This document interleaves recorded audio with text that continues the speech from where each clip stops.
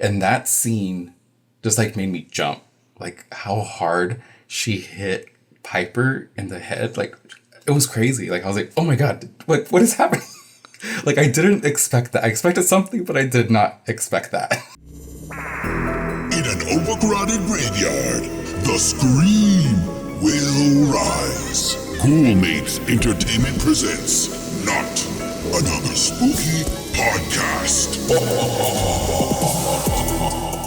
Welcome back to Not Another Spooky Podcast, where we watch horror movies and talk about all the spooky things they make us think about. I'm Mandy Spooks.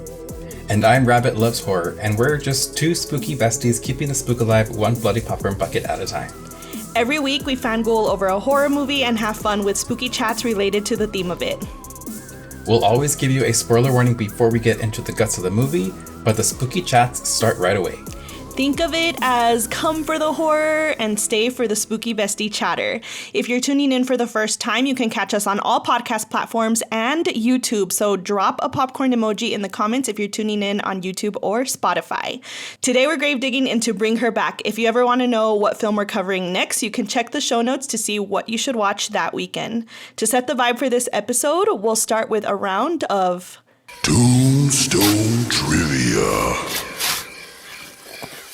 Okay, so we're still working through our Tombstone Trivia segment setup. So Rabbit suggested that we each do a question this time so that we can kind of make it last a little bit longer because it felt rushed and short last time.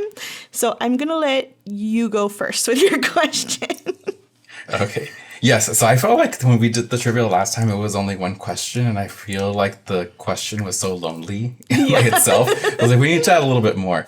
So I kind of spiced it up a little. Instead of a question or open-ended question, I wanted to do a true or false trivia question. Oh, okay. So you might know it or you might not, but I think it's still interesting. Okay. So here we go. Is a pumpkin a fruit? Is a pumpkin a fruit? Okay, you didn't go the horror route. I like it. I went spooky. True. Yes, so it is true. So I found this little blurb, and I guess it has to do something, or how the way that a plant or thing that we eat is how they grow. So a fruit relies on pollination of a flower. And I guess, and pumpkins require a flower to be pollinated and for it to turn into a pumpkin. So I thought that was interesting. I learned that today. Yeah, that is interesting. Did you think of that question randomly? No, I searched for it. But I always thought you knew something was a fruit because of the seeds, but I guess that's not true. It's because of the pollination of the flower. So that's news to me. Interesting. I don't know anything about gardening and all those things, so I'm surprised I got it right. Good job. Okay, yours. Okay, let's see. What is the name of the biological weapon used to kill the people through their water supply in the movie The Crazies? Oh my gosh. Okay, so this is my fault. I told you to pick one that you think I wouldn't know. Yeah. And I don't know. I don't think I've seen the movie. You've never seen The Crazies? Mm-mm. Okay, well, I've seen the remake because I think there's two now. But I don't even remember this. I haven't seen it since like college. Do you want the answer now or do you want to save it till the end? Let's save it to the end. Okay, comment down below if you guys know the answer to this question. No Googling. Okay, well, you'll have to remind me to revisit it. Okay. All right, let's get into some haunted housekeeping. All right, Ghosters, we've got a few spooky updates for you, and we're so excited to share them. Can you believe we're already creeping up on our 12th episode next week? We've been having a blast chatting horror with each other and with you every week. So to make sure the show stays sustainable for us and keeps getting even better, we've decided to work in 12-episode seasons. But don't worry, our first break won't be long, and season 2 is already brewing with some fun surprises. First, we'd love your feedback. There's a short list listener survey linked in our show notes, and we'd really appreciate it if you'd fill it out. It helps us shape the spooky future of the show. Second, you may have noticed our opening notes had a small shift, or not so small. After we actually said them out loud, we realized it felt very different. But we're starting to transition into our season 2 vibe, and we'll be adding a few more small spooky improvements when we officially kick off next month. Next week, we're covering Megan to gear up for Megan 2.0. Then we're taking a short break and returning for season 2 on June 30th, kicking off by fangirling over 28 years later. You'll notice this is an entire week after the movie release, and that'll give us a little more time to work on the episode and give you more time to see the movie before we spoil it. I don't want to give too much away, but I have realized that some of the magic from my original Ghoulmates podcast with Mr. Spooks and the earliest episodes of Not Another Spooky Podcast had a different kind of vibe and variety, and I'm ready to bring back some of that energy to this show now. So buckle up and get caught up on season 1, because season 2 is just around the corner and it's full of spooky fun chatter and bestie energy. Yes, so I do want to add that I am so happy that we made it to 12 episodes. Yeah. I'm kind of proud of myself, I'm not gonna lie. Yeah. Well, proud of you too, but I feel like you've done this before, and this is like my first time doing something like this, so snaps for me. Snaps for Rabbit. Like I said before, I'm not really somebody who likes to be in the spotlight, so this has been different, but I have really enjoyed myself recording all these episodes, so thank you for dragging me along this ride. Yeah, no, it's been great having you, honestly. I'm over the moon about chatting with my spooky bestie every week. I know. Oh, thank you. I'm also really excited for the upcoming changes in the new season. It's not super different. It's kind of like a mix of everything that you've done, and we're kind of incorporating it into this podcast. So it's just adding it with a little twist, and I love a little twist. Yeah. And yes, looking forward to giving ourselves more time to actually create the episode, not only for me, but also for everyone else involved. So it gives everyone a full week to catch up on a new release, if it's a new movie. And I feel like recently it's been like crunch time every weekend, especially for you and Mr. Spooks having to record, edit the sound, edit the video, and then have all that ready to go for Monday morning. So I feel like this will give us just like a breath of air in between the week, and gives us time to, still enjoy creating the episode. Yeah, for sure. I think it's funny. I sent Rabbit Instagram yesterday of these girls. I don't even remember. No, or was it a TikTok of these girls that were like, we created a fake account about cooking on spying on people, and then we got orders, and now we have to make them. And that's kind of how I felt. I was like, let's make a podcast. And then we're 12 episodes in, and I'm like, oh, we have to do this like every week. Yeah, it was very like, oh, let's do one episode, and then it kind of just snowballed into this whole thing where we have this whole structure that we have to do during the weekend. So yeah, it was funny. Yeah. Yeah. So, but it has been very fun. And I know many of you, thank you so much for your continued support on my journey. I have this habit of getting excited and then realizing like, oh no, I've taken on too much, but that's why like I want this to work long term. And I think having Rabbit keeps me accountable too, of just like, okay, I have like another person counting on me. And I also really look forward to talking to him. So I want this to work long term. It's the best formula we've had so far. Yes, I want this to last for a very long time. All right. Oh, and I almost forgot. The algorithm is still riding the struggle bus with this shift in our podcast. So we would really appreciate if you guys would leave us a 5-star review on Apple and rate us on Spotify. It would help just tell the algorithms like, hey, this show is great. I'm enjoying it. I want more people to know about it. So please leave us a review. It would mean a great big deal to us and help us stay motivated on those weeks where we're just riding the struggle bus, All right, let's get into our favorite chat of the week, keeping the spook alive. It's alive. It's alive. All right, Rabbit, how are you keeping the spook alive? Okay, so I feel like this week I kind of kept a little spooky. So I have been watching your YouTube videos. I kind of binged them one day. I don't remember when it was, but I was binging the whole playlist of your video because I was behind. So I was like commenting on all of them. But there was one episode where you were showing your spooky nails. Yeah. And it was the ones with the little tiny stitches. So I kind of copied you. Oh. So I could show it. You probably can't see it because it's not going to focus. But it is. It's very scratchy because I did it with my own shaky hand. So it just looked, not little stitches, are kind of big. Only because that was the brush that I had. So I kind of, felt the spooky vibes and want to get into the spooky weekend. So I painted my nails with little stitches. That's super cute. I should just do my own too, like with bigger ones. I'm liking how big the stitches are. It's hard. I think in the future I want to get like the stamp things that you were showing me. Oh, I think yeah. that would be really, really cool to just, stamp them on top. So it's like, they look nice. But I was going to drink a Bloody Mary, kind of like a throwback to our first episode where I was drinking a Bloody Mary to take the edge off, but I totally forgot, and I forgot to prepare it. So I only have my water.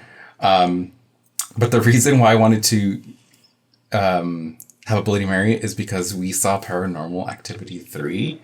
Okay. And, oh my gosh, that is just as good as Paranormal Activity 1, like the first movie. I feel like those two movies are just so scary and spooky and good. But the reason for the Bloody Mary is because have you seen Paranormal Activity 3? I don't think so. I know the first one by heart. Second one, I kind of remember. Third one, I don't know. Is that the one where they introduced the whole ritual thing? Sort of. So it's where they introduce, or where they go like super back to the beginning when they were little girls. When Katie and her sister were little. No, I didn't watch that one. The preview scared me. Yeah, it's scary. Anyways, I won't spoil or say anything more about the movie, but there is one scene where they do play Bloody Mary in their bathroom.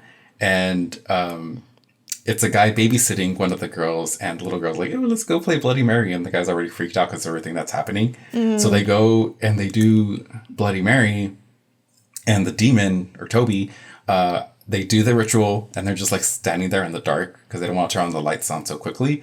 And then like just the door starts banging and banging, and like they open the door and the toy set just like flies, and it was terrifying. Oh man. I was so scared. And this just solidified that I will never play Bloody Mary ever. That's so funny. I don't know why she's just been like a vibe this year for me between like, well, you started it honestly, but I've always been afraid of her. And I always think about it now when I'm in the bathroom, especially like as I turn off the lights, I'm like, don't look in the mirror. Don't look in the mirror. Oh yeah, she I don't know, for some reason it just sticks with me. But one other thing I want to talk about Paranormal Activity 3, and I'll shut up until next week. It's okay. Is so this movie is set supposedly like in the late 70s, early 80s. So they only have like those big old VHS cameras. Okay. And he has very limited cameras. So he gets an oscillating fan. That was so cool. An oscillating fan, the one that like spins to the left and to the right to like kind of like blow the whole room. Okay. He takes off the fan and puts on a camera and just leaves that like to capture like what happens in the living room and the kitchen. So that those scenes with the oscillating camera where it's just moving back and forth, like something's gonna finally come up, and it is the anxiety I had watching those scenes was so high. But yes, definitely recommend. Definitely. I forgot how scary that was. So if you want to be scared, watch that movie. I am getting like, okay, so we've been talking about the past few weeks. First of all, I had to say, I didn't want to interrupt you, but I'm like, okay, mister, I'm shy. And then by episode 11, he's like, I can't stop talking. Just kidding. I love it. No, it's okay. Don't apologize. That's what we're here for, to talk. But I just thought it was funny. But yeah, so we've been talking about how I've been too spooked lately, but then also I'm ridiculous because I have FOMO now about being spooked. It has gone down. I did a lot of self-scare healthy self-scare last week, I leaned into Twilight and all the spooky vibes I can handle, and it helped. And it's like slowly it's gone away, but I've had those tiny little moments still where I'm like, what's behind me? But then I'm also just like, but I want to watch. Like, I was so bummed. If you guys didn't hear last week, I did not watch Bring Her Back this weekend. And even after watching or reading Rabbit's notes, I was like, maybe I should go watch it in the morning, like right before we record. I'm feeling left out, and I'm just like, no, like I need to pace myself. But I'm struggling because I really do enjoy it. I don't know. I did it a little too much, and now I have to pay for it. But yeah, sorry. I kind of already shared. So I ended up watching the Twilight movies on Netflix. Accidentally. I was not planning to. But I had so much fun, and I even did like a video talking about like my experience watching them for YouTube. But everyone knows I'm always like hustling with content that I never like stop and enjoy myself. But this was the first time in a hot minute where I'm like, okay, like there's no rush. I'm just going to sit here, do my makeup, and just talk about it. And if it's an hour long, it's an hour long, whatever. Right. But I had a lot of fun. I don't know why. So I think I need to do more videos of me just talking about the movies we don't talk about on this podcast. Mm-hmm. Yes, so I definitely think you do need to watch this movie. Maybe not right now, but I do think in the future you need to watch. You and Mr. Spooks need to watch this movie, and maybe take the advice from your friend, where she said just plan something fun afterwards. Because I didn't think this movie was scary, but I definitely think you should plan something fun so it takes your mind off of it. But yeah, Twilight. That's so funny you bring it up. We went to trivia with our friends this past week, and they were also talking about Twilight. And I don't know, now that you're talking about Twilight, I'm like, do I also want to go down a watch party on my own? Yes. And just rewatch them all. So I'm thinking about it. Yeah. Oh, well, maybe we could do the next Patreon watch party with Twilight. It's on Netflix. I don't know. Maybe yes, I'll put a poll out. Yes, yeah. I doubt anybody will say no. That would be so fun. Yeah. Because I was there chatting, and I was like, wow, I'm talking a lot of shit about Edward right now. And I'm like, but you know what? I'd still watch them again right now. Yes, I think we have to overrule everybody. Like, sorry, we're watching Twilight. Yeah.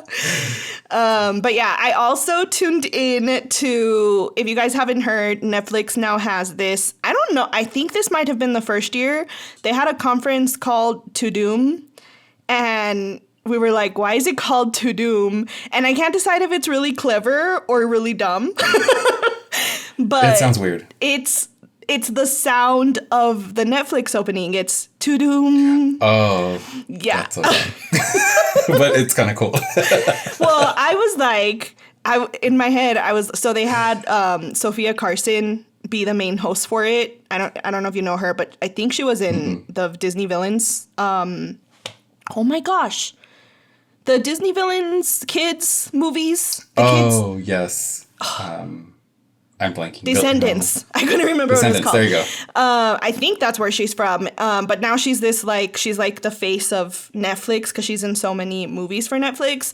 And not once did she say To Doom. She said To Doom so many times, and I was like, if Mandy Spooks had been hired to do coverage for the spooky shows on this, she would have sold the crap out of that. Like, you have to say it the right way so people get it, even if it's corny. True. Like, come on. Yeah. Yeah, because once you first said it, I was like, I don't know what that means. Yeah. But then you said it with the beat. And I'm like, oh, okay, I get it. That's cute. Yeah, so I watched To Doom last night. And they had so many spooky updates. They talked about Wednesday. Lady Gaga performed. It was so cool. She did a mashup of her spooky songs on the Mayhem album. So she did Zombie Boy, Abracadabra, and she also did, I don't know what it's called, the one that's like, dance, dance, dance with my hands, hands, hands. What is it called? I don't know what it's called. I'm bad at naming songs. Oh, okay. But yes, I know which one. Okay, so she did those 3 songs, and then she like remixed them with the Addams Family song Into Them, which was really cool, and the whole performance was themed around Addams Family. It was so cool. I was so jealous. I was like, Lady Gaga's literally living my dream right now, like singing, dancing, doing spooky things, spooky pop culture. It was everything. That, and then they premiered the Frankenstein trailer, the first one. It was so good. You have to watch it. I was just like, okay, I'm probably going to end up doing like a to-doom. I can't stop. Okay, I'm going to stop. That's the last one. But I'm probably going to end up doing like a to-doom recap for my channel, because I was like, there were so many good updates and I could talk all day about the Frankenstein feature they had. So I'm going to save it for the video. But yeah, it was really fun, and they have it to watch still on Netflix. It's very corny. Like, you can imagine. The name's corny. The whole show was very corny. I was just like, who produced this? It's very... Like, I also wanted to have time to go watch it on go on TikTok and see if everyone was talking about how cringe it was, because it was so corny. But it was entertaining. I love corny, so... Yeah, that's true. This is connecting all the dots from earlier this week, because I had seen people post Lady Gaga performing and doing like the snaps with the Addams Family theme song. I was like, where is this happening? Like, is this a concert that she's in? So I was like, oh, it's from this special, so it all makes sense now. Yeah, it was really fun. Like, I think the second hour is right where all the spooky stuff starts. And I was just like, man, what a world we're living in, where like half of a whole show of Netflix is like spooky things. We also got like the Stranger Things updates. So yeah, it was really exciting. So yeah, I did keep the spook alive last week, just in Mandy Spook's moderation. You kept it spooky, not scary. Yes, for sure. Oh, I love that. That's definitely my brand. Spooky, not scary. Yes. All right, Ghosters, it's time for the spoiler pack segment of the show. So if you don't want spoilers, this is your final warning to turn back now. Just kidding, but you can pause and come hang out with us once you've seen the movie. All right, Rabbit, what popped into theaters this week? Alrighty, so this week, Bring Her Back popped into theaters. It has a current audience rating of 77%, and it is also certified fresh. I feel 77% is too low in my opinion, but we'll get to that later. Sorry, hold on. Sorry to interrupt you. Do we need a trigger warning for this? I totally forgot to ask you. Yes. Trigger warning on child abuse, trigger warning on death, loss of immediate family, so Grief. Also a parent, children, sibling. Yeah, I think those are like the main things that you need to look out for. So yes, thank you for reminding me. No problem. Okay, so here is the broad movie summary. So I had the help of a Reddit user. His name is Literary Boner. I took his summary and kind of like added to it. Sorry. I have to say I can't steal his content. But, okay, seriousness. I'm sorry. All I could think about is Hubie Halloween with the freaking boat. What was the shirt? The box. That woman is crazy for wearing that. I don't know what it said, but it's something about a boner. Okay, I'll stop saying it. All right, guys, we're being mature. Sorry. Okay, here's the movie summary. I'll bring her back. After the sudden death of their father, Piper and her stepbrother Andy are put in a foster home to be in the care of Laura. As they move in, they realize Laura is in care of another child who is usually locked away in his room. They uncover a terrifying ritual that threatens their lives and plans to live a life after their tragic loss. So that's kind of like the broad overview. And one thing I forgot to write in the notes is that Piper is blind. And her brother Andy kind of like takes that protective role of her and kind of like guides her through everything. So I do want to mention that because I will talk about certain scenes that will make sense. That you have to know she's blind for it to make sense. Okay, so here's the extended summary and major spoilers. I'm going to spoil the whole movie. So Laura obtains a collection. Laura, the foster mother, somehow obtains a collection of VHS tapes depicting the steps of how to complete a resurrection. She kidnaps a boy named Oliver, keeps him locked in a room, starves him, and only takes him out to complete the specific steps of this resurrection ritual, which I assume part of those steps are to keep him starved. That's what I'm assuming. So she wants to use Oliver as a vessel to be possessed by an entity that has the power to transfer souls. So she has her daughter's body kept in a freezer. Because I guess her daughter died, I think, in a pool accident or something. So she kept her body in a freezer. And then she kind of explains that a soul stays in the body for a limited time after somebody dies. So Laura wants to take in to foster in Piper, so she can kind of take the place of her daughter and place the soul of her daughter into Piper. So unfortunately, Piper came with Andy to this foster home, and she has to figure out a way to get rid of Andy so she can keep Piper to herself and have her be her daughter. But yeah, Laura is able to kill Andy, but then her plan starts to unravel, and in the end, Piper and Oliver manage to escape, and Laura is left with nothing, and she takes her own life right beside her daughter's preserved body. Dang. So, yeah, a lot of dark, sad stuff happened in this movie. Did they say how long Laura's daughter had been dead?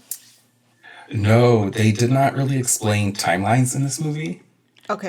You kind of just took it for what it was, or at least I don't remember. They give a time frame. Got it. Okay. Any questions at this moment? Because you haven't seen it. Yeah, no, I'm good. Honestly, after reading it, the VHS tapes really intrigued me. And the whole story, honestly, I was really surprised hearing what it was about, because I do want to give a shout out to Sally from Too Fond of Books. She's a huge horror reader and watcher. She's great. And she did post about how this movie had major trigger warnings and she didn't recommend it to many people. And she knows my taste in horror very well. So she told me, you are not going to enjoy this film. And if you do watch it, plan tons of fun activities afterwards to lift your spirit. After hearing about it, I thankfully, knock on wood, I have never really experienced this kind of grief yet in my life. So I feel like I would have been okay, but it's more the visuals that I'm struggling with a lot right now. So I will watch it, like you said, eventually, probably when it's available to stream, so that I have the option to stop it if it's becoming too much. Yeah, for sure. And plus you can watch in your area with the windows open and it's not so dark and scary. I honestly, though, I feel like I get more scared watching things at home than I do Really? in the theaters, because I don't know. I don't want to digress, but yeah, you can continue. Okay, so now I'm going to get into the cast. So it's directed by the Phillips brothers, Danny and Michael, who also did the movie Talk to Me, which I believe they were also YouTubers that kind of turn into these big filmmakers, which is really interesting. I did not know that. So standout actors for this movie is going to be Andy, who is played by Billy Barratt, Piper, who is played by Sora Wong, Oliver, who is played by Jonah Wren Phillips, and Laura, who is played by Sally Hawkins. And Sally Hawkins, you are one crazy lady. She did such a good job. But I guess I'll get into my initial reactions of this movie. So this was probably one of the better movies that I think will be released this year. It's really up there with Sinners and Clown of the Cornfield for me. Wow. I love the storytelling, the characters, the acting, and just the horror of it all. It was a lot to take in. So those are my initial reactions. Dang, I'm surprised to hear that it was up there with Sinners. So now I'm even more intrigued. Yeah, I feel like Sinners in this movie are, in my mind, for my taste, are fighting for first place. So it's either Sinners, Bring Her Back, and then Clown of the Cornfield, third place right now. Oh, because you really liked Clown too. Wow, dang it, I'm gonna have to watch it. All right. Yes, I did love Clown and Cornfield, but it's a completely different. There's no it's like there's no similarities between those two Yeah. movies, but I love them both. Okay, so now to get into the tone and the atmosphere of this movie, I guess really the only way to explain the tone of this movie is just like very sad, like just sadness and grief. So we're pretty much watching all these characters deal with grief, and each one deals with grief in like different ways. So in a way, Andy is kind of relieved his dad is dead in a way because he was abusive towards him. So he's happy that he gets to take on this protector role of his sister. Like they have plans to go move in together and he'll be her caretaker and they'll just like live happily ever after their dad passed away. And at least for me, Piper seems to be the only one that is dealing with death in a normal way, if there is a normal way to deal with death. But she doesn't seem like going off the rails. Like she just like leans on her brother for comfort and kind of like wanting to get to know her new foster mom. So it seems like she's taking it well. And then there is Laura, who puts up the front to the outside world that she has dealt with her daughter's death and she has accepted it. Looks like very happy on the outside, like you wouldn't think anything was wrong. But then as we go through the movie, you find out that is like super far from the truth. Like she wants her daughter back desperately. And that's pretty much what the whole movie is, you know, trying to do this ritual just to get her daughter back. That's fair. Yeah, I totally get that. Do you feel like, because you said sadness, that's really what sticks out to me is that you say sadness. Does it have like anxiety building, jump scares, or is it really just like so sad that like it kind of overpowers the scariness of it? I wouldn't say jump scares, but scares in a way of like shocking. Like, oh my God. Okay. Like, did that just happen? And I'll get into it in a little bit, but it's not, I wouldn't say it's like a jump scare movie. It's more like what is happening on the screen right now. Like, I don't want to see this. Okay. And yeah, it kind of afterwards, the movie, you're kind of like thinking about it. And you're just like, oh, wow, that is really sad. Like, I think after the movie, I was just like sitting in the car thinking about it. And then even writing like my notes, I kind of got teary eyed. Like just like writing my notes and like thinking about the movie and thinking about Laura and how she's dealing with the death and her grief. So yeah, it kind of like sticks with you. And I think that's what the trigger warnings of this movie is like, you will be sad. Like you won't be, at least for me, I'm not scared. Like I didn't feel scared after this movie. I just felt really sad. And yeah, same with you. Like I haven't experienced loss with my immediate family. And yeah, I don't know how how I will handle that. So if you're like in that space right now and you watch this movie, you won't be in a good spot. Like I could see it like really affecting you. Yeah. For sure. Cool. Okay, so any questions before I move on to the next? No, you can move on. Oh, I know it's getting a little deep or a little heavy. No, it's okay. Okay, so I'm getting into the direction and the cinematography of this movie. So I think this movie had really good cinematography. Like I really feel like they thought about the like specific shots and how they wanted us to see like a specific scene. So kind of like how I said before, Piper is blind. And there was one scene that I thought was really, really cool is they first walk into their foster mom's home and it like loses focus. And she had mentioned it before in the movie that she could only see light and shapes.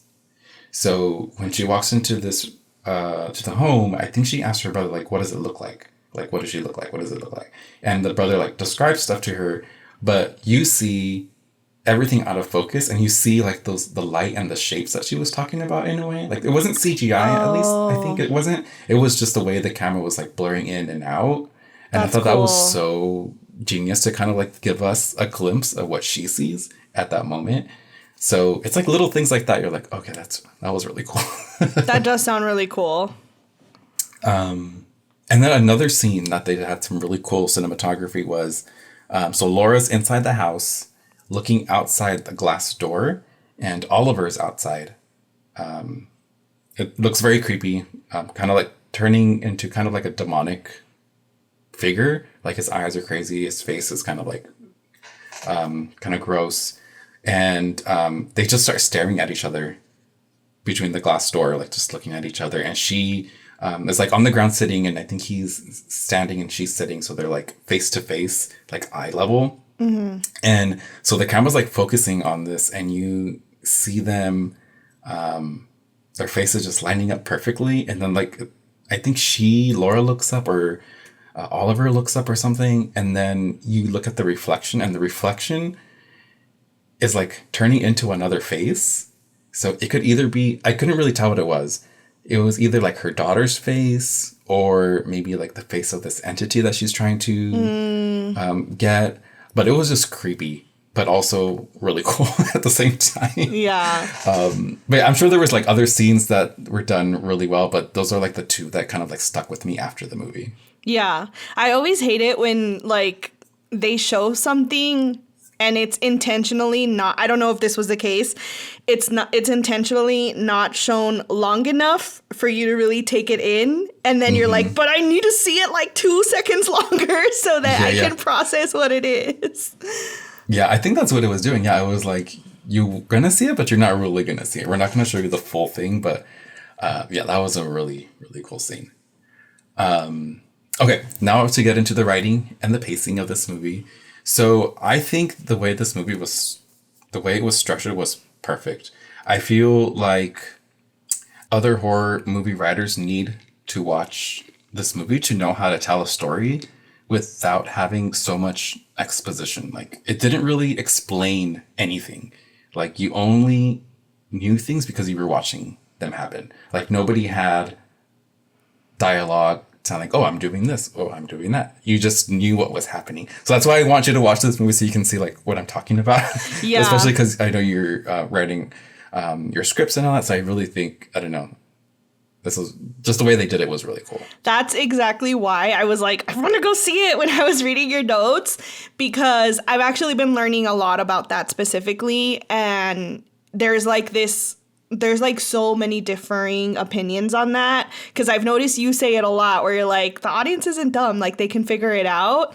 But then like some of the best advice I've heard is like, well, the best writers show and then tell later. So I don't know, like now I'm curious, like if the film does tell but in a different creative way from what you're okay. Yeah, actually, what you said is exactly what happened. So when the movie starts, you don't know what she's doing. You just see her with these tapes, and you're kind of learning as we go. And then Andy is able to leave the house and go to like a social worker. And then he explains she's trying to do this ritual, blah, blah, blah. So yes, it's kind of like what she said. In the beginning, you kind of let us figure out what's happening. And at the end, you kind of like wrap it up and like, yes, this is what's happening. Okay. So yeah, what she said is exactly what they did. So interesting. good for them. Oh, dang. Okay, you're giving me more FOMO. You can continue. But yeah, I think that's just like the one example that I wanted to explain is you are watching her take these tapes and put them in, and she's like following it like a YouTube tutorial, I guess you can say, in a weird way. But you're slowly learning. I was like, oh, okay, these aren't just like creepy tapes. This is like a tutorial of how to bring somebody back to life. And that, like what you said, we're smart enough, we're not dumb, we're smart enough to know what is happening. And I just thought the writing and the way they paced the movie was just all perfect for me. Yeah. That's good. That's a big compliment, because I don't think you've really said that before on any of the other movies, that the writing and pacing were like spot on. So I'm very intrigued. Mm-hmm. Yeah, definitely. It was so good. So another thing about the writing of this movie, but also it kind of leads into the next topic, which is casting and characters. So I'm kind of like merge these two, or this thought with these two topics. In the beginning, I hated Laura, like the foster mom. I thought she was terrible. She was like doing so many horrible things. And I was like rooting for the children the whole time. I was like, y'all need to figure this out so you can kill this woman and get rid of her. She needs to be stopped. But by the end of the movie, or this one scene, or the last scene you see her, she's like in the pool, dead with her daughter.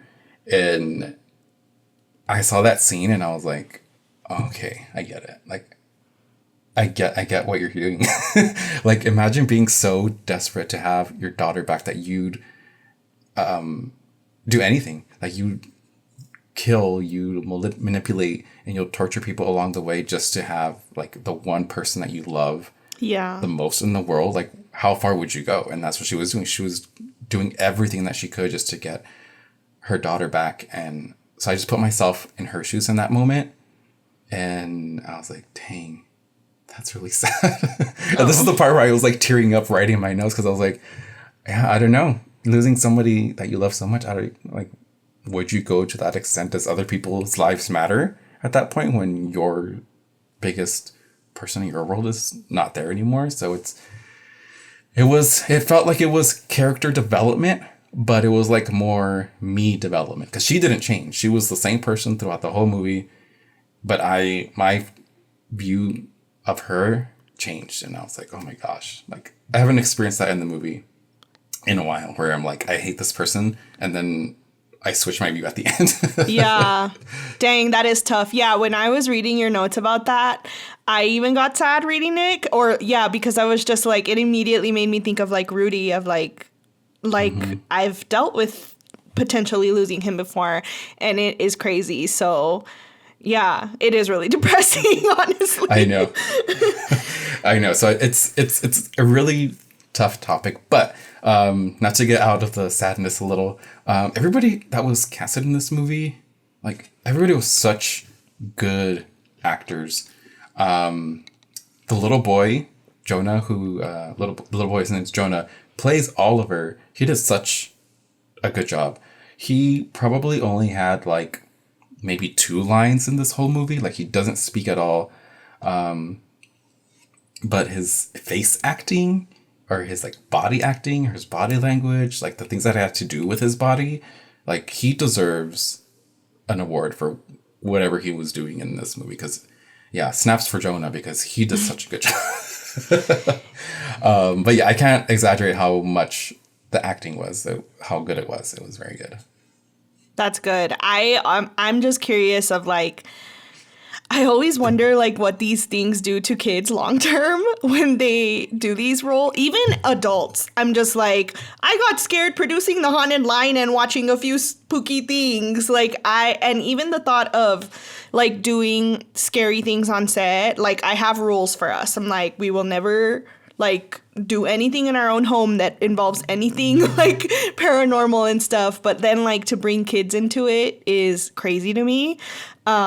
Which is crazy because when we did our film fest, that small film fest we got into for the short we did, that was like the first thing they asked us, which really surprised me, was like, what was it like handling a child on set? And like, they said like, we just get really nervous about having kids on set and what that could do like mentally long term. And I don't know, like, that's just rough. As a writer, I'm constantly aware of like, okay, if I write this in, like, who would we need to cast? Like, what would we need? What would it involve? Am I comfortable filming this? So putting kids through that is just wild to me, honestly. Yeah, I'm hoping he has like therapy, or they had therapy lined up for them after this movie, because it was a rough watch to like watch them experience all these things, which goes into our next topic, which is the kills and scares, which I'm not going to really talk about the kills because that's not really like the focus of this movie. It's more of the scare scenes. So there's 2 scenes that have really, or I guess 3 scenes that have really stuck out. I guess the first thing that everybody's talking about right now on TikTok that I had to like scroll away was the melon scene. I don't know if you've seen people talking about like a melon or something. No. So I'll just explain it really, really quick. So Andy is left home alone with Oliver, and he lets Oliver out of the room. Like, he unlocks the door with a knife to get him out. And I guess he realizes that he's hungry. So he goes to the kitchen, and they're sitting in the kitchen counter, and he starts cutting pieces of a melon for Oliver to eat because he just looks like really skinny and he looks hungry. So he's like trying to get to talk to him because he's not saying anything. So he's cutting up this melon, and then he grabs the melon with the tip of his knife. He like grabs it and then he like hands it over to him. It's like, here you go, you can eat this. And then he drops a piece of the melon on the floor, and the camera goes down like to the ground. And I feel like TikTok gave me anxiety because I was like, okay, this is the melon scene. Something is going to happen here. I don't know what's going to happen, but something is happening. Yeah. So my anxiety was high. I was like, what is happening? What's going to happen? And then you just hear this crunching sound. Like, I don't know, like, it did not sound like he was eating melon. And then like the camera cuts to him and he's eating the knife, like chomping on the knife. What the heck? Into his gums. Like, you see everything. You see the blood, you see the teeth coming out, you see just like he's going in on that knife and he is going crazy. Like the brother goes crazy. He's like, what are you doing? What are you doing? And it's just insane. Like that is crazy. Really went there.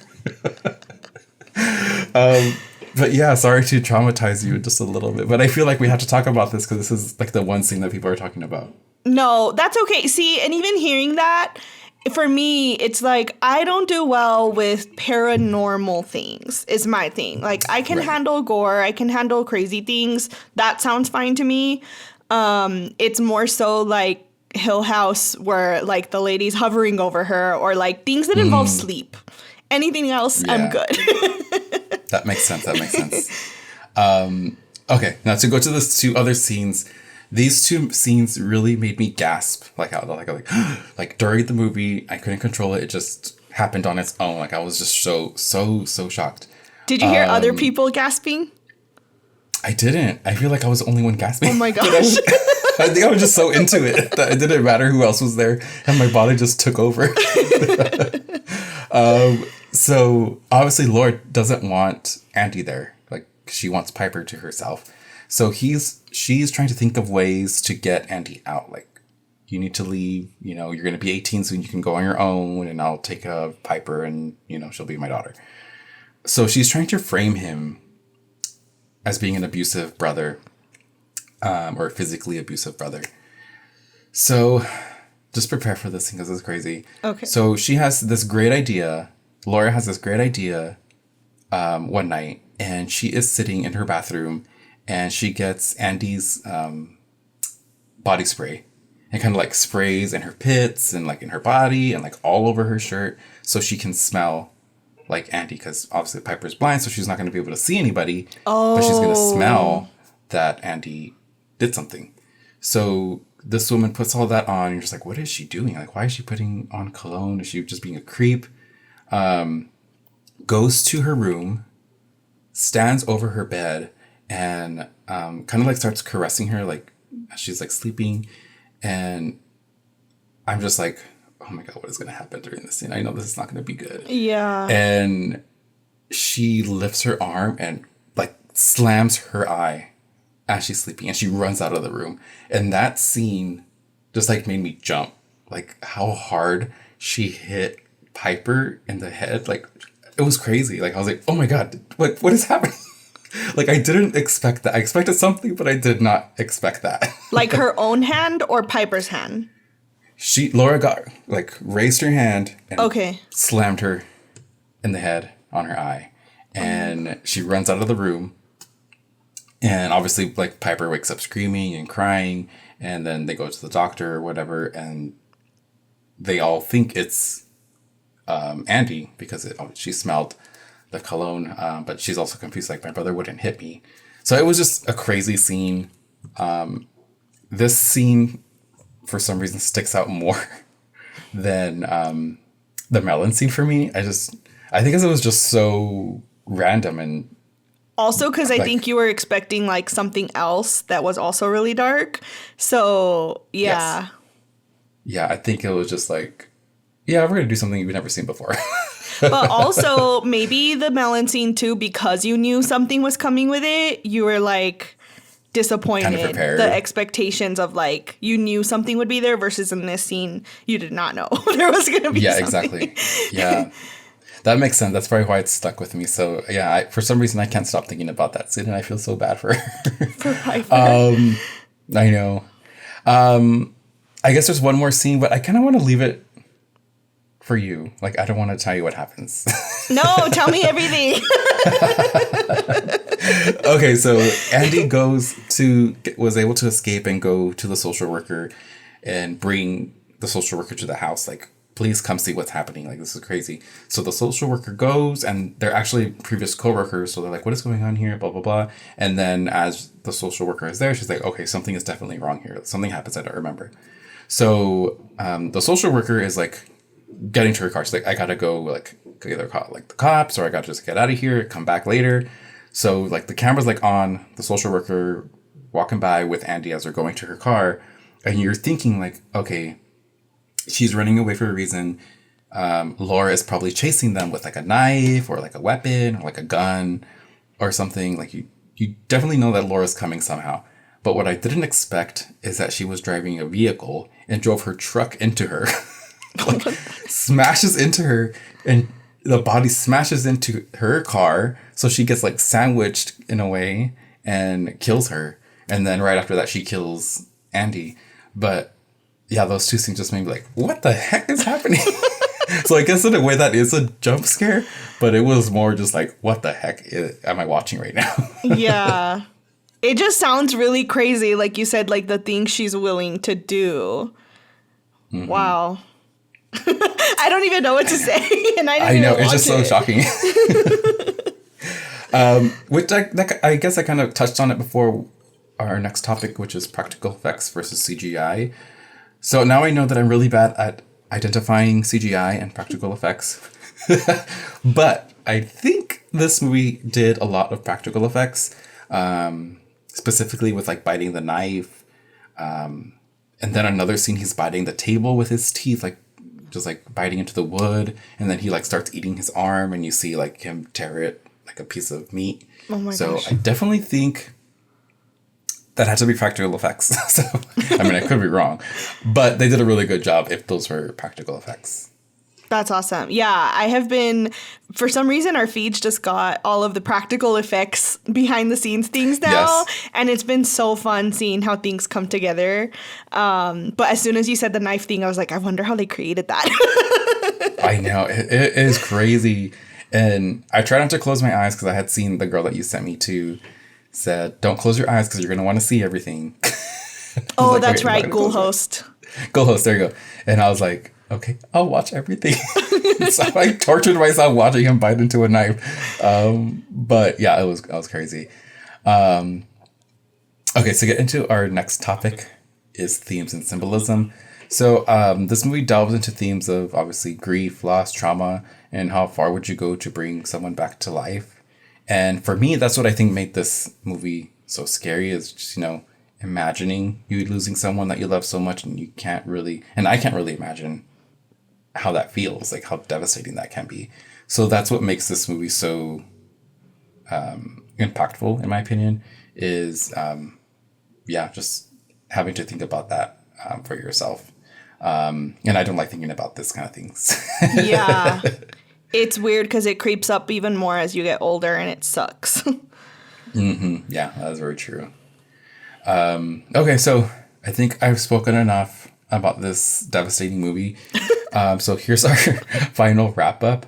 One thing I did not mention was the sound of this movie. It added so much. So when he was like biting into the knife, biting into the wood, you heard the crunch. You heard like they really wanted you to feel something watching that scene. You like visually you saw how shocking it was, and then you can hear just how like the sound of it was just very shocking. But I also don't think this movie will get a sequel per se. Like I don't think there's gonna be like part 2. Yeah. But I think these brothers have really proven themselves with Talk to Me and Bring Her Back.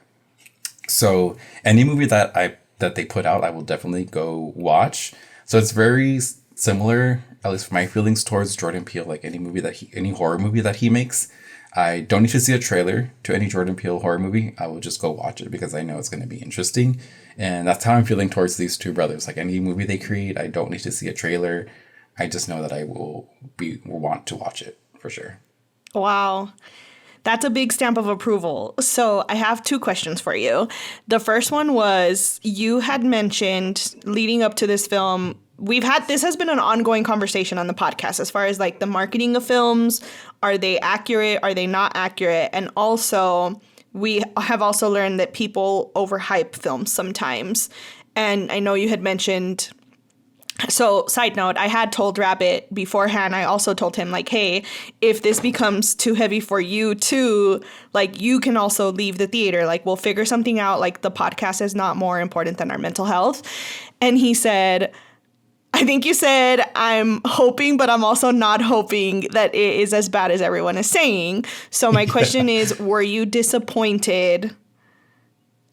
Not disappointed, because obviously you love the film, but did it meet your expectations as far as what you were expecting, I guess? And do you feel that it was marketed accurately? I guess no, it wasn't what I expected. I was expecting more like possession stuff, more paranormal stuff. At least that's how I felt like it was marketed towards me. Like, that's what I was kind of picking up. Like, okay, it's like a possession story. There's going to be some crazy paranormal scenes. There's going to be like a demon here and there. Which it does have some paranormal stuff in it, but it's not the focus of the movie. Like, it just has like one or two scenes that are paranormal, maybe like a scene or two that are kind of demonic, where you see like the little boy's face and it just looks like a demon.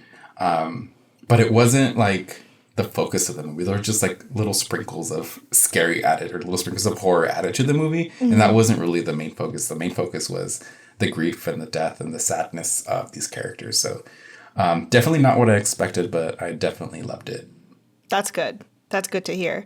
Okay. And then my last question was, this movie compared to Talk to Me. I have not seen Talk to Me either. I actually did want to see that one. I just missed it in theaters for some reason.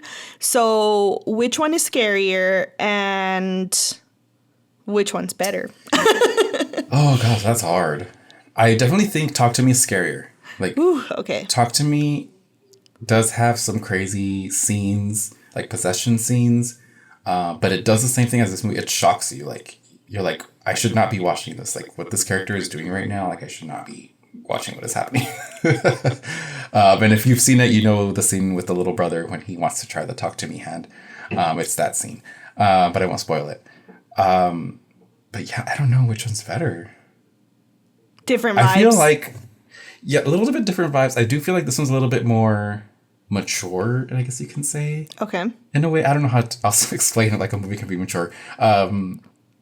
Not that Talk to Me was not mature, because it also dealt with really serious topics, also grief, in a way. I don't know. I guess, okay, I have an idea.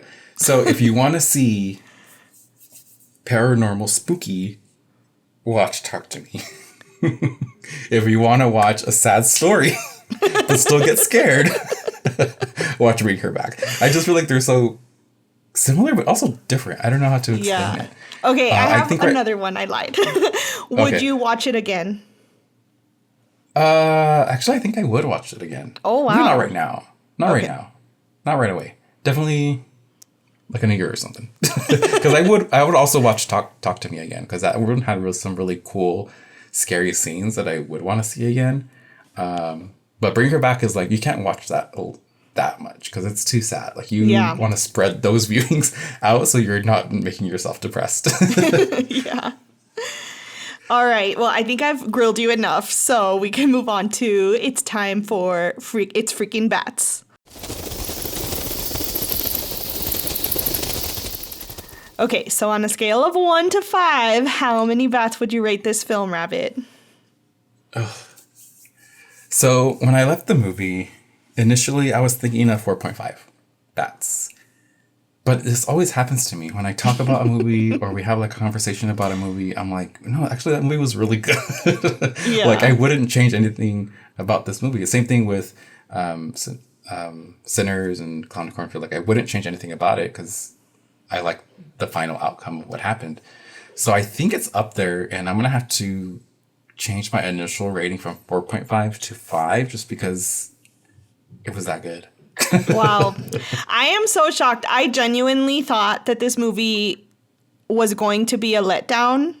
Usually when they market things to be so scary, they just fall flat. But it's almost like they knew how good it was that they could get away with kind of changing the perspective a little with the marketing. That's true, yeah. So I'm definitely intrigued, and I will watch it when I'm in the right headspace. Yes, save it for a specific day. All right, and before we part ways for the week, let's have a little moment of Be Kind Rewind. We're all about the vibes here, so if this film hit just right, here are a few spooky picks you can rewind to match the mood, the madness, or the mayhem. So, what's your pick, Rabbit? So, kind of said it before, the Phillips brothers, this is their second movie, I believe, but their first movie is Talk to Me. So, if you haven't seen Talk to Me, definitely watch that. It's very similar type of horror, very shocking, but also very spooky and scary. And then another movie that kind of came to mind when I was talking with Michael after the movie was Hereditary. So it's very similar to, like, they want to get a person and have them get possessed by an entity. So it felt very similar to Hereditary. Sorry not to spoil it, but that's kind of like the thing they're trying to do in the movie. So yeah, one of those to definitely be kind of rewind to those. Cool. And I got nothing because I don't know. Yeah, I gave you two. So you have to get one. All right, Ghosters, I guess we can get back to our Tombstone Trivia and see what the answer was. So the question was, what is the name of the biological weapon used to kill the people through their water supply in the movie The Crazies? And the answer is Trixie. Yeah, I never would have guessed that because in my mind, that's a drag queen. And I would never have guessed that as a bomber. What was the question? Biological weapon. Biological weapon. Yeah, that does not sound like a weapon to me. That sounds like a drag queen. That's funny. All right, Ghosters, we hope you had a bloody good time hanging out with us today. We're streaming and screaming to Megan this weekend, so we'll see you here next Monday with our freshly popped horror review. And of course, before we go, I have to say thank you so much to Rabbit because he did a great job carrying this episode. And Thank you. I also feel bad because I forgot to say this at the beginning. I had planned it and I didn't want to put it in the notes, but I did want to say Happy Pride. And thank you. Thank you so much for being here and being part of our community. And I do just want to take a moment to say that everyone is welcome here and you guys all mean the world to us. So if you are celebrating this month, then we are celebrating you too. I hope that's the right way to say it because I never really know how to address things, but it means a lot to me and this is a safe space.